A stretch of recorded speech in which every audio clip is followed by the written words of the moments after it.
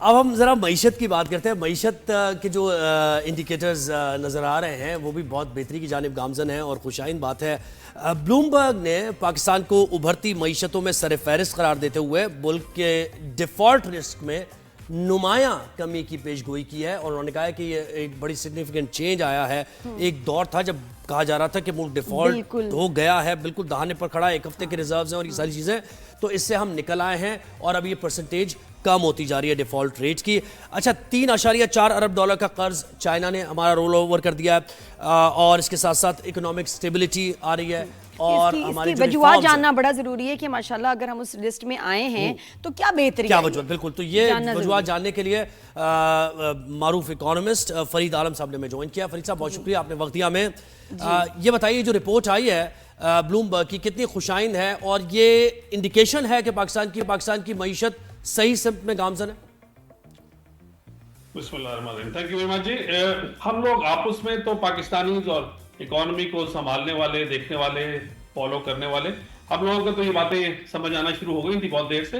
But कोई credible जब इदारा जिस तरह का ब्लूमबर्ग है जब ये बात कहता है तो जाहिर है फिर उसके रोल क्रिएट होता है and the word this word goes around the world. जो हमारी फाइनेंशियल मार्केट्स में ब्लूमबर्ग की उसके अंदर बहुत इंपॉर्टेंस है।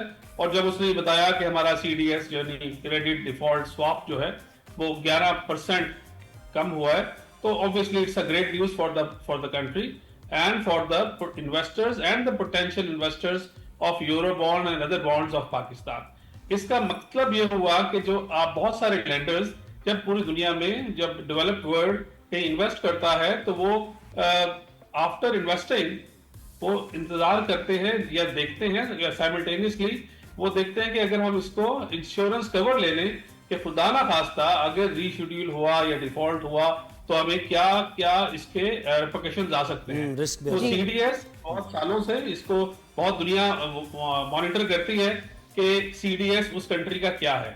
हमारा आप देखें कि 2027 में जो यूरो बॉन्ड हमारा मैच्योर होने वाला है, आपको आइडिया होगा, नाजरीन को भी जो इसको फॉलो करते हैं, कि वो पार के करीब चला गया है। यानी $100 या $100 हमने अगर किसी को रिटर्न करने हैं 2027 में तो वो ऑलरेडी 99 पे ट्रेड हो रहा है।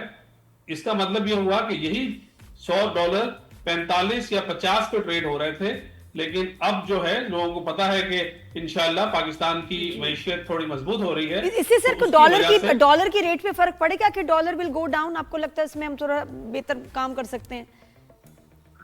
जी हाँ, अब आप देखें कि इस रिपोर्ट के साथ या इस एक्टिविटी के साथ साथ हमारा जो इंटर मार्केट या जो ओपन मार्केट पे रेट जो 284 जब चला गया था वो वापस आना शुरू हो गया है पिछले 4 दिनों में। और ईयर एंड पे वापस आना ये ज्यादा इंपॉर्टेंट है क्योंकि बियॉन्ड दैट जब जुलाई थोड़ा ईज ऑफ हो जाएगा, हमारे यहाँ कॉर्पोरेट वर्ल्ड में ईयर एंड की, फिस्कल ईयर एंड हो, कैलेंडर ईयर एंड हो, इसकी इंपॉर्टेंस ज्यादा है। कितना आप नीचे आते हुए देख रहे हैं? मुझे तो लगता है जब तक ये 150 पे नहीं आता, 150 पे था 4 साल पहले, ये वापस जब वहां आएगा ना तो हमारे लिए बहुत अच्छा होगा। रुपये को स्ट्रांग होना बड़ा जरूरी है, तभी ये सारी खबरें और ये एजाज मैटर करते हैं कि हम कहीं जाएं तो फिर कुछ हम खरीद सकें, बिजनेस कर सकें, क्योंकि रुपये की तो बहुत ही वैल्यू का ये मेरे ख्याल है कहीं साखदार वाली हमें स्ट्रेटेजी नादिया रिकमेंड ना कर रही हो कि हम डॉलर को स्टेबल रखने के लिए अपने पैसे जोड़ते रहे। मुझे तो पता ही नहीं, बस मुझे ये पता है कि रुपये शुड गेट स्ट्रॉन्गर। अगर हम ये माशाल्लाह हम ये माइलस्टोन्स अचीव कर रहे हैं तो रुपये को स्ट्रांग होना चाहिए। नेचुरल उसकी वो है जिस तरह ये जाएगा, ज़रा इकोनॉमी स्टेबल। अच्छा, आप बताएं सर, मैं क्या बोल रहा हूँ? नहीं, आप दोनों ने बड़ी प्यारी बात की और मुझे खुशी है कि हम लोग एटलीस्ट ये वाली बातें तो कर पा रहे हैं। पिछले दिनों में तो ये बातें हमारे से नापैद हो गई थी। नादिया ने जो बात की, देखें 150 तो शायद ज्यादा हो जाएगा, पर यस रुपए में यानी डॉलर से डॉलर रूपी पैरिटी में गुंजाइश पैदा हो गई है।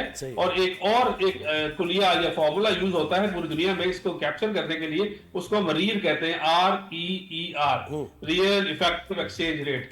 तो उसमें भी गुंजाइश पैदा हो गई है। मुझे लगता है कि आइंदा आने वाले दिनों में शायद ये थोड़ा डॉलर और एडजस्ट कर जाए। अच्छा, जैसे आप सर कह रहे हैं कि CDS जो है वो कम हुआ है उसका, तो इससे हम काफी मुंतजिर थे कि SIFC के तहत इन्वेस्टमेंट आए, FDI, लेकिन वो हमारी आ नहीं रही थी। तो अब ये स्टेज है कि यहां हमारी FDI बढ़ सकती है और SIFC उसको फैसिलिटेट करेगा यकीनी तौर पर। देखें SIFC वाले जो प्रोजेक्ट्स हैं वो लॉन्ग जेस्टेशन है, वो डेवलपमेंट या जो उसका इम्पैक्ट है वो स्लो है, not only in our country but जब भी आप डेवलपमेंट प्रोग्राम्स या कोई भी एफडीआई के चक्कर में पड़ते हैं कि फॉरेन डायरेक्ट इन्वेस्टमेंट आए, उसका आने का और उसका रिजल्ट आने का टाइम ज्यादा होता है। जो हमारा पोर्टफोलियो इन्वेस्टमेंट है जिसको मैं रिप्रेजेंट करता हूं या मैं इस वक्त कर रहा हूं, उसका इम्पैक्ट जाहिर है बहुत तेज है।